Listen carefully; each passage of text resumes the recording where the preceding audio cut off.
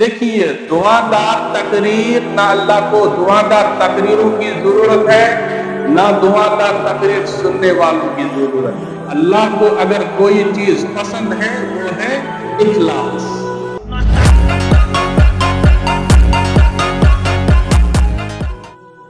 अपना वक्त बर्बाद मत कीजिए। देखिए, यहाँ पे ऑडियो वीडियो सब बन रहा है, सिर्फ बात पे अपने मकसद पे ध्यान दे, ठीक है ना।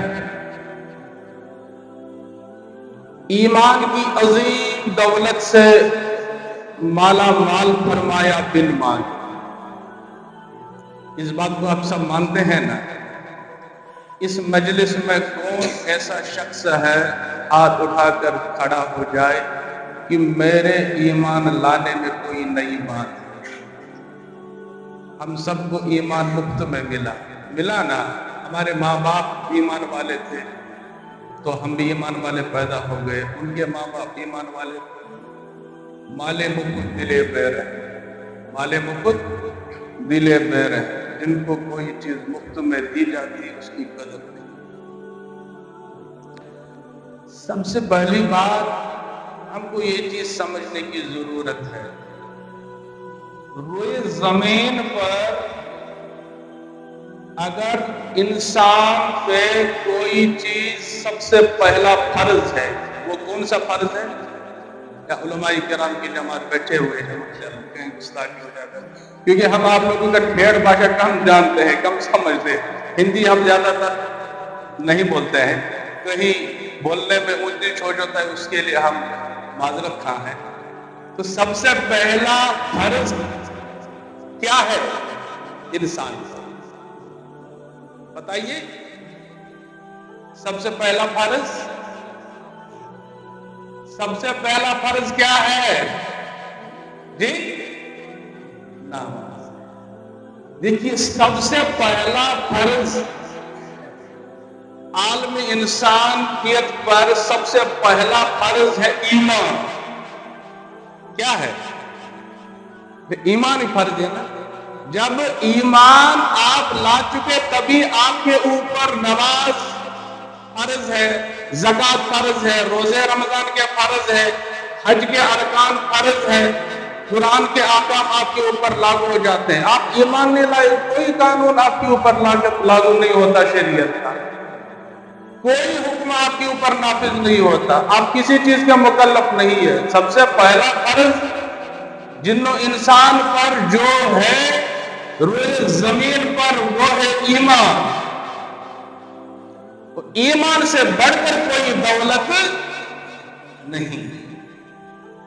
ईमान से बढ़कर ईमान वाला बात करेगा ईमान की, ईमान वाला काम करेगा ईमानदारी से, ईमान वाले के किरदार में ईमान नजर आएगा, ईमान वाले के गुफ्तार से ईमान की बू आए, ईमान वाले के अनहार में ईमान नजर आए।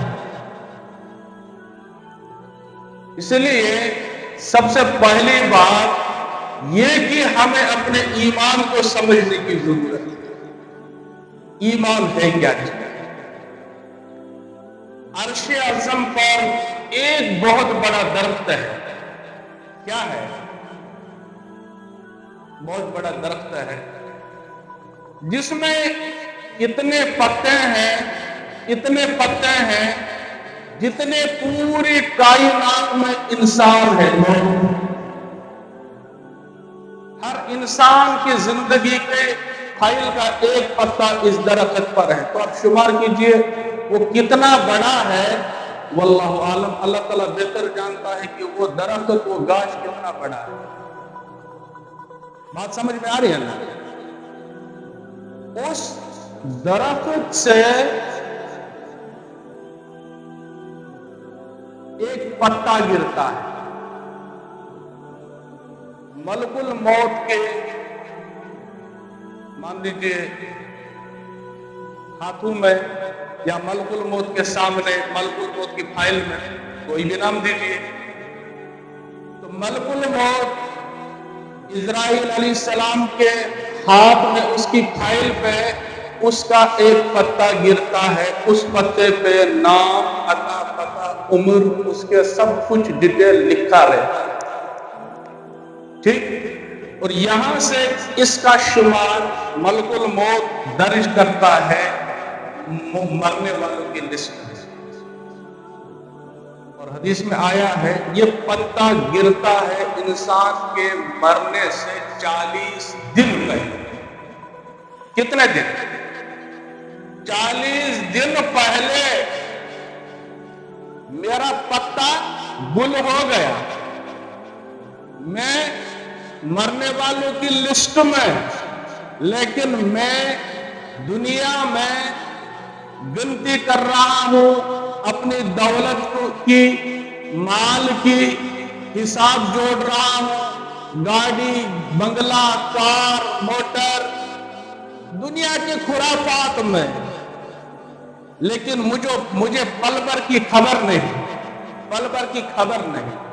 کئی سارے اتنے واقعات آپ نے دیکھے ہوں گے، میرے آنکھوں کے سامنے کا واقعہ ہے، اس لیے ضمنی بات یہ عرض کرنا چاہتا ہوں میں، مجھے یاد آئے اس لیے یہ واقعہ، یہ حدیث پاک آپ حضرات کے سامنے پیش کر رہا ہوں۔ انسان کا کہیں کچھ پتہ نہیں، یہ وہاں مرنے والوں کی لسٹ میں ہے، اس کا پتہ کٹ گیا، فائل میں نام چڑھ گیا، یہ مر چکا ہے، لیکن دنیا میں کھا رہا ہے، پی رہا ہے، کما رہا ہے، جھوٹ بول رہا ہے، سود لے رہا ہے، رشوت خوری کر رہا ہے، گالی گلوچ کر رہا ہے، بدماشیاں کر رہا ہے، عیاشیاں کر رہا ہے، فحش کام کر رہا ہے، غرض یہ کہ ہر گناہ کا کام کر رہا ہے، ہر گناہ کا کام کر رہا ہے۔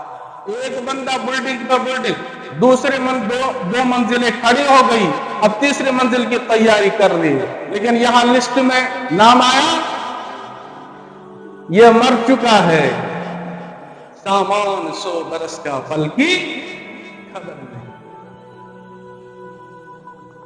میرے یہاں کا واقعہ ہے، حضرت مفتی محمد ایوب صاحب نقشبندی مدظل الناری، ان کے ایریا کا، علاقے کا واقعہ ہے کہ حضرت بیان فرمانے گئے تھے، ان کا پروگرام تھا، راستے میں دیکھا جس مسجد میں پروگرام تھا اسی محلے میں بہت ڈول ڈمک کا، ڈی جے، گانا وغیرہ سب کچھ ہو رہا ہے، تو حضرت مفتی صاحب پتہ کیے یہاں پہ کیا ہو رہا ہے، کیونکہ گانا گانے والے لا چکے تھے، شہنائیاں بج رہی تھی، سب کچھ ہو رہا تھا، خوشیاں بٹ رہی تھی، جس کو آپ عرف عام میں مہندی رات بولتے ہیں، ہمارے یہاں بھی مہندی رات بولتے ہیں۔ تو کسی ساتھی نے کہا کہ حضرت یہاں ان کے یہاں شادی ہے، کل بارات جائے گی، تو لڑکے کی شادی ہے، تو فجر پڑھنے کے لیے مفتی صاحب چلے گئے، تو دیکھا وہاں سے رونے کی آواز آ رہی ہے، تو بہت ہنگامہ ہو رہا ہے۔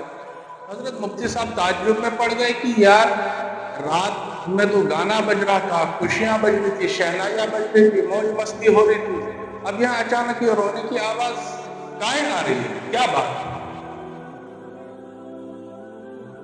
تو کہا کہ وہ دولہا ہی تو مر گیا ہے، دولہے کا انتقال ہو گیا ہے، وہ دولہا مر چکا ہے، تو اس دولہے نے مطلب 40 روز پہلے اس کا پتا وہاں سے گل ہو چکا تھا، 40 روز کیا کیا سپنے سوچ رکھے، 40 دن کیا کیا پلان اس نے سوچے رکھے ہوں، 40 دن اس نے اپنے آنے والی نئی دلہن کے ساتھ کیا کیا خواب دیکھے ہوں گے، 40 دن اس نے کیا کیا سوچا ہوگا، شادی والے دن کون سا سوٹ پہنوں گا، کون سا کلر کا جوتا پہنوں گا، کس قسم کا کھانا بنائیں گے، کس کلر کی گاڑی جائے گی بارات میں، کتنی گاڑیوں کا انتظام کرنا پڑے گا، کیا کیا لباس پہننا پڑے گا، کون سا کوٹ ہوگا، کون سا سوٹ ہوگا، میرا صحرا کیسا ہوگا، لیکن اس کو پل بھر کی خبر نہیں، آگاہ اپنے موت سے کوئی بشر نہیں، سامان 100 برس کا پل کی خبر نہیں، رات شہنائیوں میں بج گئی، صبح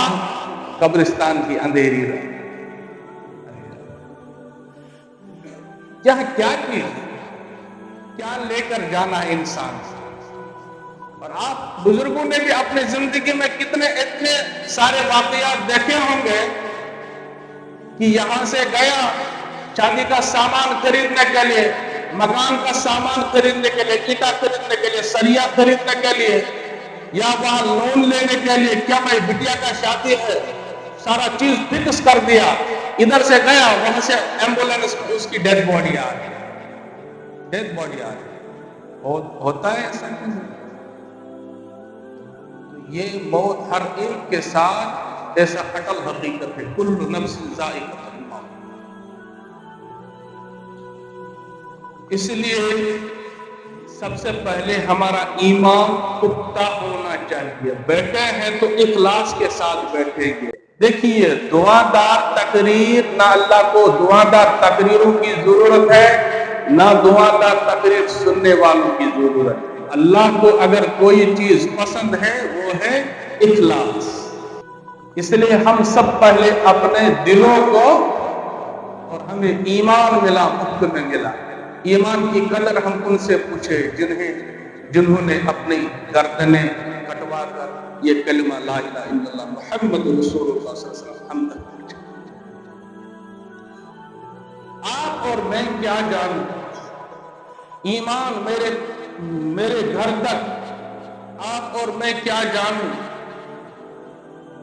ये मस्जिद के मीनारे, ये मस्जिद की आलीशान ऊंचे ऊंचे गुंबद और ऊंचे ऊंचे सजते हुए मीनार, इन मीनारों से नारे तकबीर की आवाज, रोजाना 5 वक्त अल्लाह अकबर की आवाज, हय्या अलस सलाह की आवाज, ला इलाहा इल्लल्लाह की आवाज, ये आवाज हम तक पहुंचाने में हमारे अकाबिर, हमारे असलाफ, हमारे अकाबिर उलमाए देवबंद, हमारे बुजुर्गों ने अपनी जानों का नजराना आग के अंगारों पर पेश करके हम तक यह ईमान पहुंचाया है।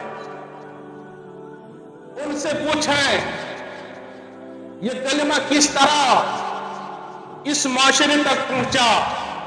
आज से 20-25 साल पहले की बात कीजिए, इस मुरलीगंज की धरती पर या अपने इलाके के हर मस्जिद का निजाम आप अपने जहनों में लाइए। आज से 25 बरस 30 बरस पहले जो हमारे घरों से सुबह फजर के वक्त बुजुर्ग निकलते थे, जवान निकलते थे, हमारी माएं बहनें औरतें सुबह फजर की अजान होते ही जाग जाती थी, उठ जाती थी, साफ सफाई के काम में, फिर नमाज, कुरान की तिलावत आता नहीं था, लेकिन कुरान को छूते थे, कुरान से मोहब्बत करते थे, चूमते थे, बोसा देते थे।